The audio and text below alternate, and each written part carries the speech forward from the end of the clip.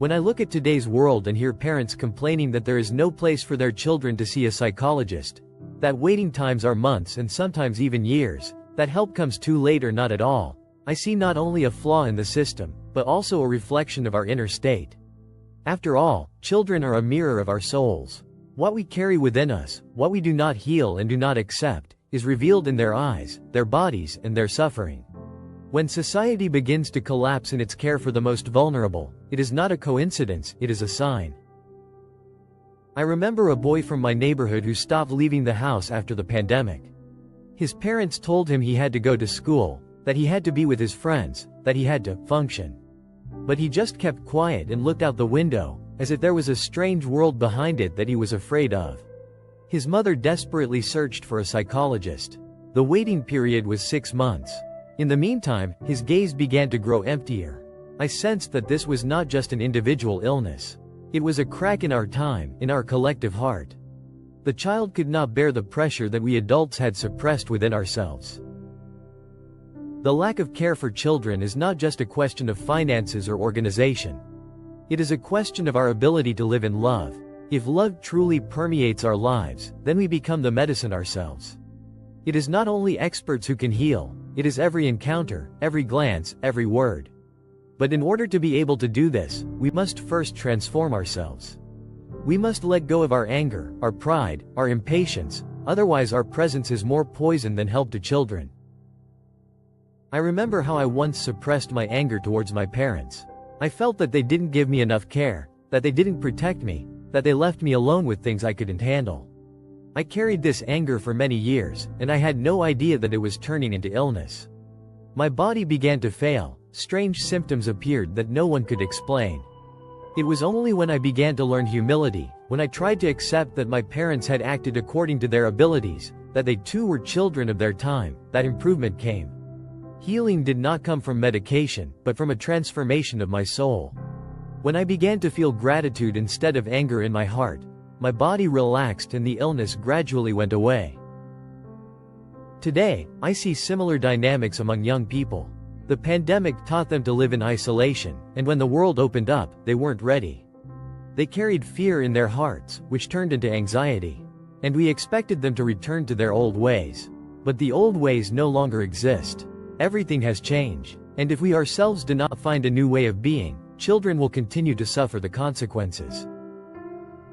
I often hear the argument, but what can I do about it?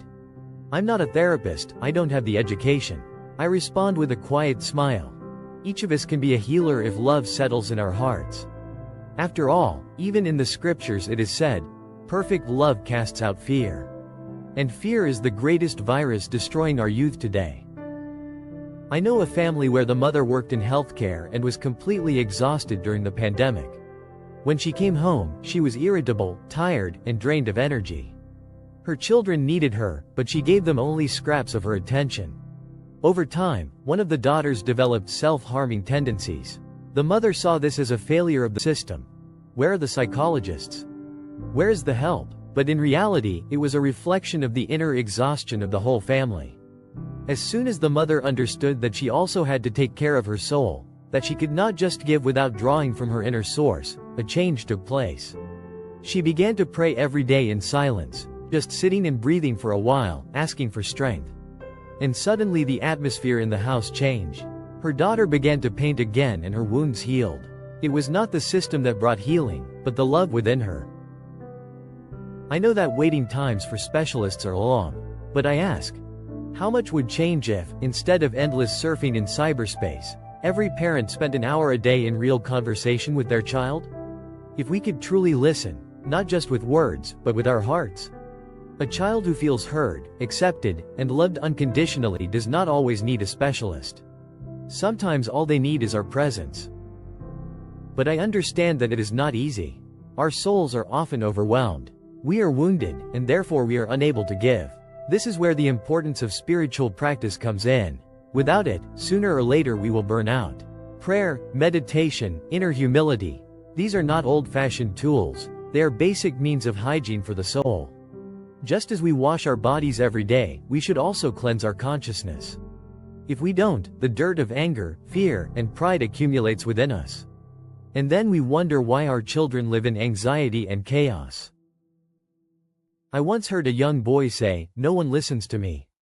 I'm just a number on a waiting list." This sentence sounded like a warning bell to me. If our children feel that they are just numbers, that they are not seen in all their uniqueness, then we have failed as a society. But this failure can also be an opportunity.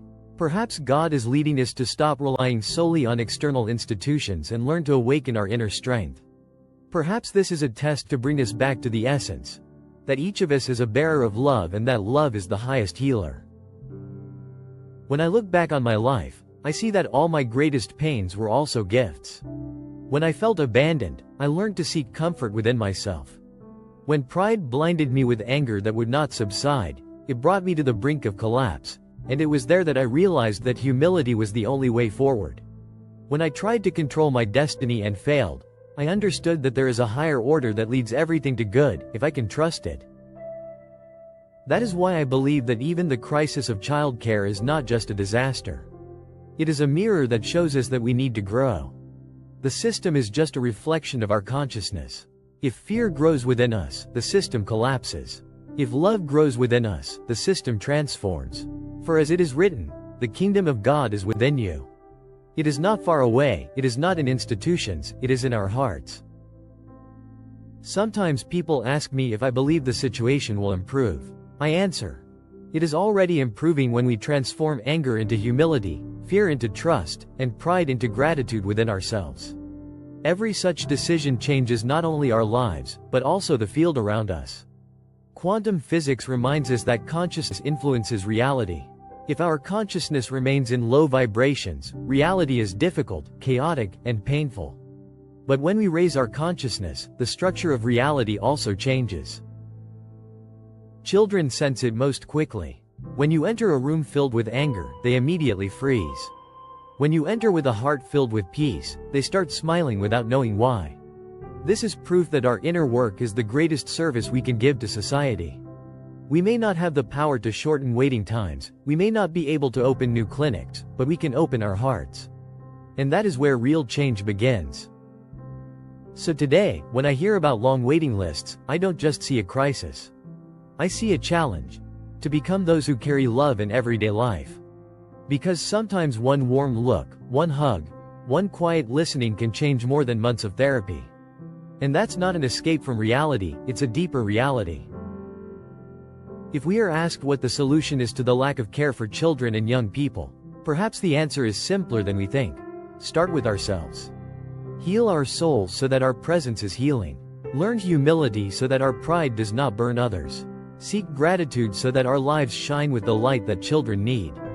After all, they are not waiting for a perfect system. They are waiting for love. And so I pray, may our hearts open. May we transform the pain we see today into strength. May each of us understand that we are part of the healing process. Because true care does not begin at the door of the doctor's office. It begins within us.